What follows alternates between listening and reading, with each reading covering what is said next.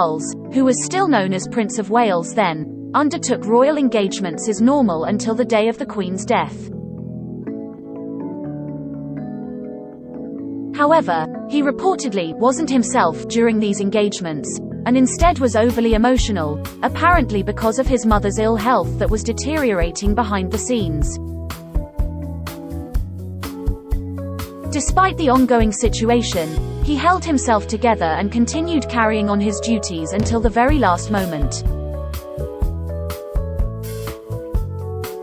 On Wednesday, the 73-year-old met with journalist Victoria Newton, who wrote of the visit after the news about the Queen's death broke. Ms. Newton said, "As always, His Royal Highness was extremely courteous." However, she reportedly noticed during her meeting with the now King, that something was going on. Prince William leaves Balmoral for Windsor as Duke takes on new title with Kate. Prince William has left Balmoral to return to Kate and their children in Windsor following the death of the Queen. Kensington Palace said just after 1 p.m. today that William was travelling back to Windsor to be with his family. She added, "But I have met our now King a number of times in the past and I could tell he wasn't himself. He looked under strain, like a man with the weight of the world on his shoulders." Ms. Newton writes that she showed His Royal Highness the first picture of his grandchildren, Prince George, Princess Charlotte and Prince Louis, starting a new school.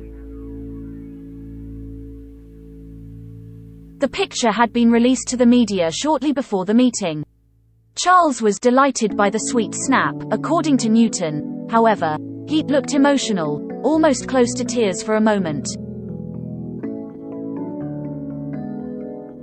And the journalist continued, "When I have met him in the past he is always jovial and cheery, often making a quip, followed up by a big laugh. But this time I felt that lightness was missing. It is something I thought about a lot on my journey home." And concluded, "But it is testament to Charles's strength of character that, despite what must have been a gravely developing situation with his beloved mother's health in the background, he completed a full day of meetings and engagements at Dumfries House on Wednesday."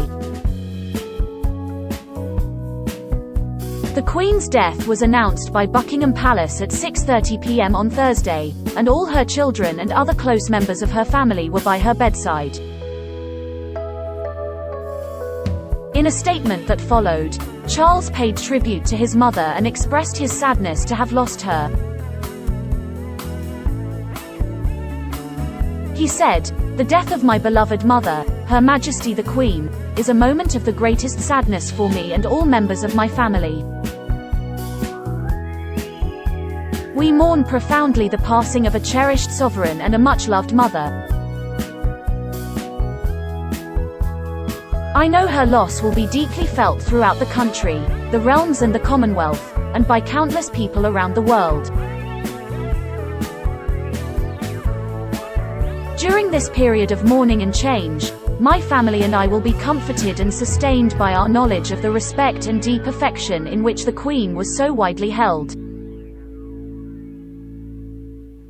Related articles: anti-monarchist shop celebrating Queen's death attacked by furious mob grieving Prince Harry leaves Balmoral alone with security team. Prince Harry's lonely departure shows clear distance with family. What will Prince Harry do now? Duke's royal role.